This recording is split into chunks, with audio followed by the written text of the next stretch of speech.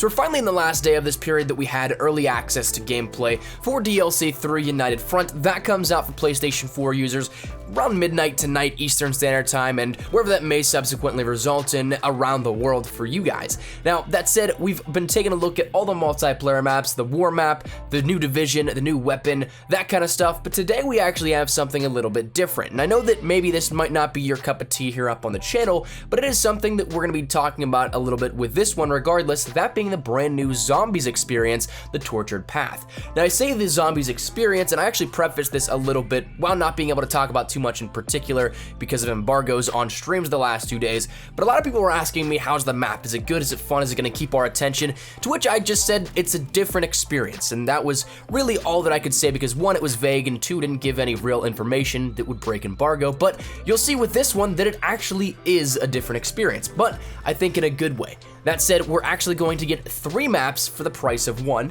but it is going to be played around a little bit differently than that of what we've seen previously with launches of new Zombies maps. So today we're going to be explaining everything you need to know about the Tortured Path, jumping into DLC 3's new Zombies experience. Now, full transparency, just to get a few housekeeping things out of the way, my footage actually corrupted, so the gameplay you're watching in the background is my good friend OGX Ray's gameplay. He was kind enough to help me out in completing this video by doing so. So I do want you to check him out. His link will be down there in the description below. Go show him some love because he saved the day with this one here at this. And also a huge thank you to Sledgehammer and Activision for flying me out to San Francisco, bringing me out to the studio, and of course the hospitality to be able to bring you guys this content early. Hopefully you guys have enjoyed what we've done so far the past couple of days, and hopefully you guys are hyped up for DLC 3 United Front.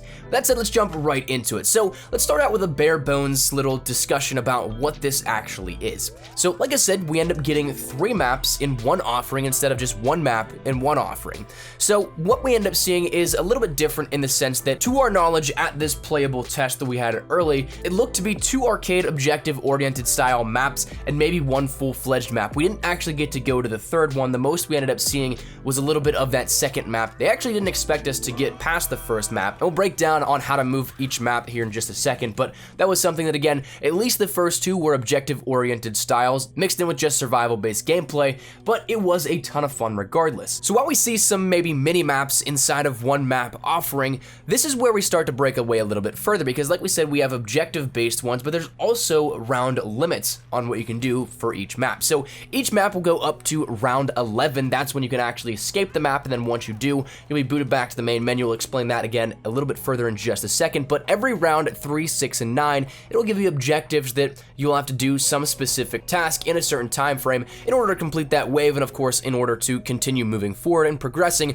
through the chapter of that Zombies map. Now, that said, when you end up doing that, whenever you end up completing that round, special drops will be granted upon completion. So once you end up getting to round 10 of the maps, that's when we start to see a boss zombie will spawn in that you have to kill within a certain time limit. Then again, on round 11, you can beat the map by that, and if you do, you'll end up once again moving on to the next map in the chapter progression, but you'll be booted back to the main menu to where you started up from there. Now, from what I've heard, this is actually also chain-based as well, so if you say get to the 3rd map and fail 1 step before finishing the Easter egg or something, you'll have to start over from map 1 to keep moving on. You can't pick back up from map 3 as if it were a checkpoint. So if that's the case, it's definitely going to add some risk to how the gameplay plays out and of course how you control your style of play. So in that sense, it's greatly different than that of what we've seen previously, and I think that's pretty cool. It's a nice little change up in terms of how the game itself plays out. But that said, let's talk a little bit about in-game loot, because that's what really will help set you apart from failure or success. Now, one of the first things that you might notice whenever you jump into the Tortured Path is that armor is actually not buyable at any location in at least the first 2 maps. Armor can only be found in those first 2 maps with the special BAT or Bureau of Archaic Technologies supply drops that come in for completing the round-specific objectives after round 3, 6, and 9. Those drops also will have a little bit more bonus because they also give you, of course, armor, but they'll also drop random weapons as well. It'll be a handful of weapons that you can pick and choose from that once they drop, they'll be there on the ground for you. So it's pretty cool in that sense. There are a few crossovers that you'll see in the gameplay where there's multiple of each weapon, but that said, you'll end up also getting weapons out of that supply drop. I think that's a kind of cool approach on how they end up doing loot based off of success, but I don't know if that's necessarily your fancy, but that's what we'll be dealing with here at that. Additionally, talking weapons a little bit further, there is no mystery box, at least in the first 2 maps that we've seen. all the weapons are from wall buys, but there is a sort of mystery to it because it does have an RNG factor, like a mystery box would. That said, whenever you go over and actually take a look at some of the wall buys, you'll see that they're just kind of classification based, and then you can end up buying it and it'll give you a random weapon from, say, the SMG category, the pistol category, the rifle category, that kind of stuff. So no mystery box, but you essentially still get a random weapon out of that. And talking weapons a little bit further, if you end up needing ammo at any point in time, you of course don't have specific wall buys that you can just replenish your ammo for whatever weapon you were using. Instead, you now have ammo crates that are available across the map, but each one only has a varied limited number of uses. I think the most that we saw was 3 uses per ammo box. So it's something that, of course, you're going to have to play that a little bit smart in how you end up approaching refilling your ammo, topping it off, and again, just kind of changing the meta of how you play the game. One final thing that I will say in terms of the features along with the map is that Pack-a-Punch apparently was found, to my knowledge. I didn't really look for it, if I'm honest, so I'm going in blind tonight with you guys as well to jump in and play, but I have heard it is rather easy to find, so that's something that, of course, will be nice. It's something we can jump in and find almost immediately, so I'm looking forward to that as well. But that really right now is what I see here at the Tortured Path from my little bit of gameplay experience with it.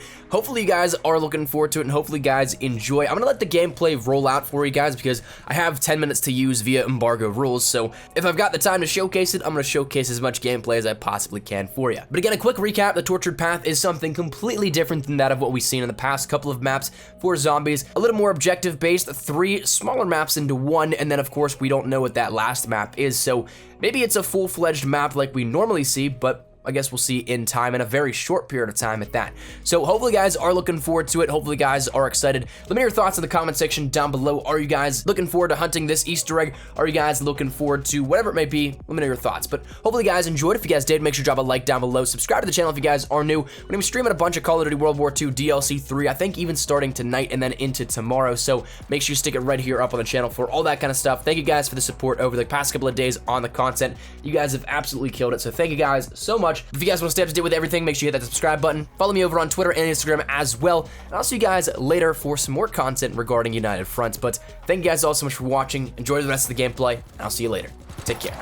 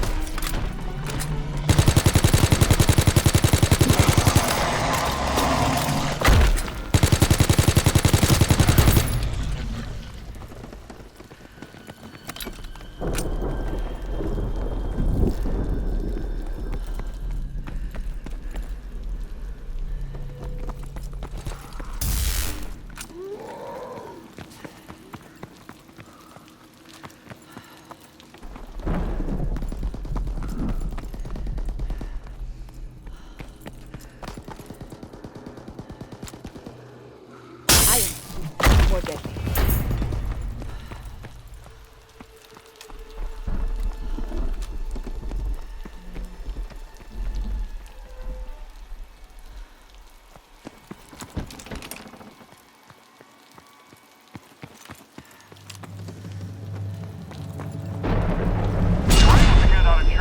Some of the Reich's power supplies. Protect them at all costs.